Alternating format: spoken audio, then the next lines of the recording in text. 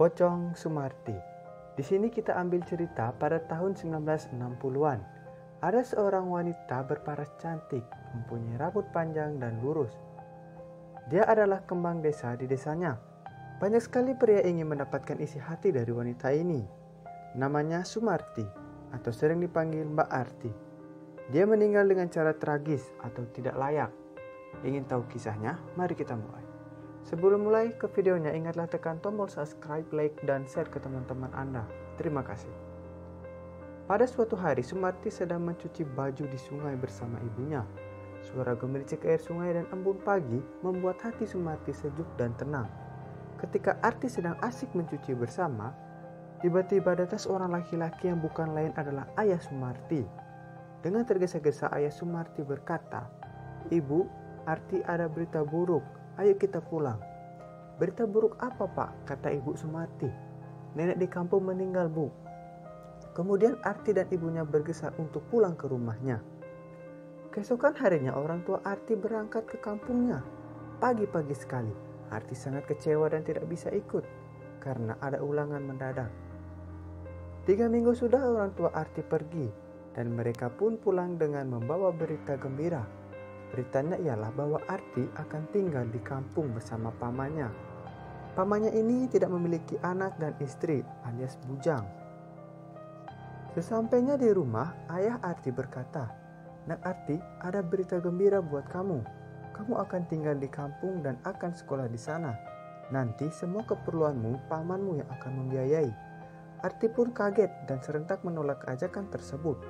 Tetapi apa boleh buat, keputusan orang tua adalah keputusan Arti juga. Arti pun mau pindah sekolah dan tinggal di kampung.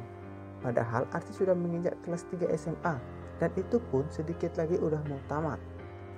Singkat cerita, Arti pun pergi menjumpai pamannya.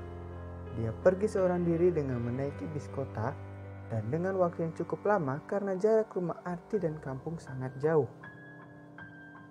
Sesampainya di kampung, Arti disambut riang oleh pamannya. Entah siapa nama pamannya karena Arti sering memanggil pamannya dengan sebutan Mamang. "Aduh, cantiknya nak Arti keponakanku. Kamu pasti capek. Sini, Mamang bawakan tasnya. Dan Mamang sudah masakin kamu masakan. Ayo masuk," kata pamannya dengan sangat gembira. Arti pun mengangguk dan makan bersama pamannya. Mereka berdua pun berbincang-bincang mengenai sekolah Arti yang akan segera lulus. Rumah pamannya Arti memang sangat luas dan ada banyak sekali barang antik. Arti pun diantar ke kamarnya oleh Mamang yang berada di lantai atas. Rumah ini ada 5 kamar, di bawah ada 3 dan di lantai atas ada 2. Kamar Mamangnya berada di bawah dan ada satu kamar paling belakang yang Arti tidak boleh masuki. Kata Mamangnya, kamar itu kamar pribadi miliknya. Setelah malam tiba, Arti dan pamannya makan malam bersama. Arti kaget dari mana semua makanan ini berasal. Padahal pamannya tidak pernah masak dan keluar membeli sesuatu. Malam semakin larut, Arti dan pamannya mulai mengantuk dan mereka pun pergi ke kamarnya masing-masing. Arti setiap malam mencium bau tak sedap dari kamar tersebut. Suara tangisan, tertawa, bahkan bau dupa pun semakin menyengut baunya. Hari pun berganti, sudah 1 bulan Arti berada di rumah pamannya. Suatu hari Arti sedang pulang dari sekolah menuju rumahnya. Dia mendengar ada ibu-ibu yang sedang membicarakan sesuatu kalau paman Arti adalah paranormal atau tukang santet. Arti kaget mendengar berita tersebut. Suatu malam, pukul 2 malam, Arti ingin pergi ke toilet yang berada di dekat kamar belakang. Arti mendengar banyak sekali suara di dalam kamar pribadi milik pamannya.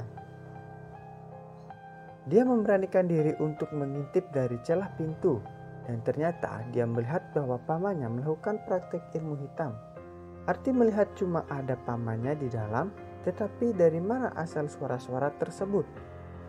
Melihat kejadian tersebut, Arti lari menuju kamarnya. Keesokan harinya, Arti bertemu dengan pamannya.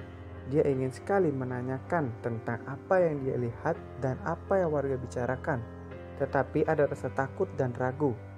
Badan Arti semakin hari semakin kurus dan banyak luka memar. Padahal Arti sudah makan banyak dan tidak pernah luka. Teman-temannya Arti bilang kalau dia dicubit oleh makhluk halus. Malam hari tiba pukul 7 malam.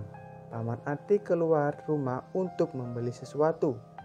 Di sini penasaran Arti mulai muncul dan ingin sekali memasuki kamar tersebut. Ada yang aneh kenapa kamar ini tumben tidak dikunci oleh pamannya. Dia membuka pintu tersebut dan mulai tercium bau yang tidak sedap. Dengan ruangan yang amat senyap dan kurangnya pencahayaan, Arti pun mengotak-atik barang yang ada di sana. Ternyata banyak sekali bahan-bahan ritual di sana. Ada tulang belulang manusia, kulit ayam hitam, dan darah-darah, entah dari mana darah itu. Arti melihat ada sepotong kain kafan berukuran 3 cm dan ada banyak nama. Yang terdapat di kain itu adalah nama keluarga Arti. Tetapi ada juga nama Eyang Arti yang sudah meninggal beberapa hari lalu dan kain itu sudah terdapat noda darah. Betapa kagetnya Arti kalau yang ditulis di kain itu adalah namanya. Arti pun teriak dan menangis. Tidak disangka kalau di belakangnya sudah ada pamannya. Arti pun dipukul dan pingsan oleh pamannya. Ingin tahu lanjutan kisahnya? Mari kita lanjut ke part 2.